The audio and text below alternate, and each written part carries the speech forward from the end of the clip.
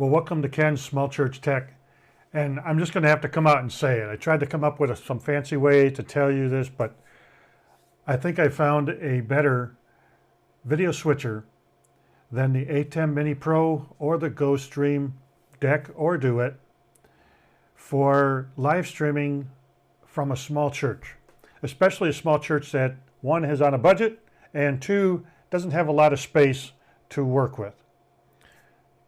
Let me show you what I'm talking about. There it is behind me. You know, it's a little bit hard to see, but I had to show off one of the capabilities of this. But this isn't really what I'm talking about either. So let me change that again. We'll just turn this all off. And here is the video switcher that I'm talking about. This is the FoMaKo M4 video switcher. It's part of the M1 through M6 line. And this is really a super nice switcher. That video switcher has a lot of capabilities, and it's almost kind of embarrassing for me since I'm a big fan of the ATEM Mini Pro and I'm a big fan of the Gostream Deck. I haven't tried the Duet, but it's not much different except it's got the SDI ports on it. And yet here I find myself looking at this one and just really liking it a lot. And so let me explain why. There's 4 good reasons for it right off the bat. First, it has a 5.5-inch monitor right on the machine itself. That allows me to do the multi-view without having to have anything else for the multi-view itself. Okay, so that's the first one. The second one is it's got 4 SDI inputs and 4 HDMI inputs, just like the Duet. It can handle any combination of those 4 up there, either all HDMI, all SDI, some combination of them, but up to 4 inputs. But more importantly is number 1 and number 2 can handle 4K. And that's something that has got both the ATEM Mini and the Gostream Deck beat. So, and here you can see it. So I have this particular one with me with the green screen behind me. That's coming from an OBSBot 4K Tiny, which is a USB webcam. I'm running it through the OBSBot UVC switcher, UVC to HDMI, and it's coming through in 4K. And you can see that right here. That's the 4K number, 3840 by 2160 at 60. And then you have right next to that, you have a second one, which is coming from a 4K PTZ camera. And that's this one right here. So that's coming from a 4K PTZ camera, and that's coming through at the 3840 by 2160, which is 4K at 30. So it's maximum that it can do. And that is fantastic, because we can bring in some pretty good resolutions now directly into here. Now it's going to actually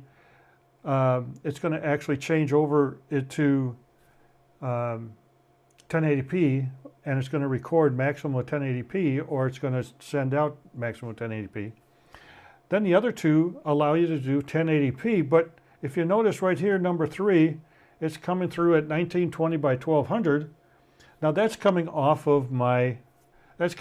off of my laptop. So it's pretty cool how this can have all these different kind of inputs, and it really doesn't care that much about it. So you don't have to be that specific about it. Okay, so number 3 is that there's a PTZ controller built right into this device. So that is right here. Turn that off, right there. Okay, we have a camera, we got a joystick. You can choose which camera, and it shows up over here. So this is camera number 1, which happens to be the FoMaKo K20UH over here to my left. And I can adjust that however I want to. So if I switch over to 2 here, you can see I can use the joystick to adjust it wherever I want to. And you can see how it kind of gets going. If I push too hard, then it wants to go. The joystick itself is a little bit touchy, and it's this little tiny thing right here, so it's not the best joystick. What I use that for is to get my positions so that I can then do this here And when I hit this position button, which is basically the presets, it lights up all the red on the right and the white on the left side of all my buttons here. Now they become presets. So the red are the presets, the left, the white, are setting up the presets. So if I want to set something up differently, camera, presets, I can set this up to go to me here. So there I am. Or I can go to number 2, which is kind of the whole tape, my whole desk there. Or I can go to number 3, which is a preset on this poster over here. Or I can come back down here and do a preset that you've been seeing already. So this is set up so that I can do presets of those. So I can actually have up to 6 presets. Now the nice thing about that is, for my church, we don't ever hardly use the joystick at all now. We have everything set up as presets because we pretty much know where a pastor is going to be or where other people are going to be. It's pretty much just using the positions and the presets. So we can turn that off, and now we can still use these for what they are primarily used for our up and downstream keyers. And I turn off the camera. Well, if I turn the camera back on, like I said, I can use the joystick, but I can also zoom. So I can zoom out, I can zoom in, and it's just a matter of pushing those 2 buttons there. So here is your entire camera controller, and it's great. And having that there and not on a separate piece of equipment makes it so that this is going to be a very small work area. So controlling the PTZ camera on board here, so you don't have to have another piece of equipment, is just a fantastic addition. So number 4, controlling this through the PC, Mac, tablet, or phone without having to use any kind of other software or app. And this is all done by going to remote. So let me just look at, and I'm going to take this, and we're going to first of all go to remote. So I'm going to turn the camera off, turn that off there. We're going to come over here to our menu, go to settings, go to network, come down here, remote, and we get a QR code down here in the corner. So I'm going to turn off my camera for a moment, bring on the camera there, zoom in, you can see that, there we go. So now what I get is I have full control of the software. So I mean, it just works great. I mean, you can pick and choose what you want to see and come back to here. I can go to camera 3, come back to here. So just coming through and being able to do this on my phone as opposed to having to be right next to the switcher allows a second person to control this also. So you could have a couple different people managing this. So there you have it. Those are the 4 things that I think this does a better job than the Gostream, the Gostream Deck, or the Gostream Duet, or the ATEM Mini Pro. I think this does a better job in those 4 areas because you can do it all on one machine, and it does it without a lot of extra effort. It's just really a nice setup. What this doesn't do, this does not do super source. So if you know anything about super source, it's when, like on a news broadcast, when you see the host and they're lined up and talking to several different guests all in a row, and then you have titles going across the top, you have a background going on. That's super source, and that's bringing in several different inputs and putting it into one screen so that it all joins up and becomes an output. So the other area that the FoMaKo M4 falls short of its competitors is audio. And the problem with the audio is there's a definite lack of equalizer. There are no equalizers that are readily accessible in here for you to adjust. And then just other audio controls other than basically volume. You can control if you want to have audio delay.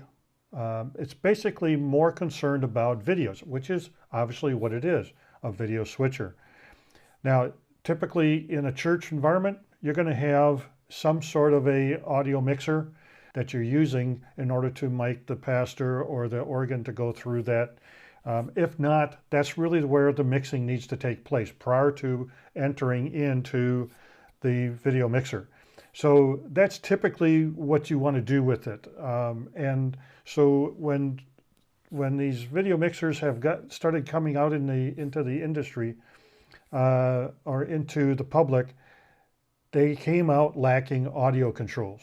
Now a lot of the ones that have been around for a year or two or 3 or 4 now, they have upgraded that kind of those areas so that you can do more with audio while you're in the mixer. This doesn't have that. Basically what you have is volume control. All right, so right down here on the status bar, you can see the audio controls. 2 of them are off right now, so input 1 and input 2 I've turned off. You can do that through the menu. You can also turn the volumes down. For instance, here's mic 1. I just clicked on the audio button up here. It brings up the one here. You can choose whichever one that you want to adjust. If you have a problem with one or not, you can see that on a lot of these are audio follows video. If it's audio follow video and you go to that particular input and there's audio coming in, as soon as you go to program view with that input, you will get that audio. So audio follows video can be kind of dangerous if you're not monitoring it while you're recording. So you may not catch what's going on. So if I come over here to mic 1, for instance, which is where I'm talking, I can turn down the volume, and now you can probably lose me, and it's going to come back, and you can adjust it right there. So that's one way you can control it besides going into the menu item for it. So that's really about the only audio controls that we have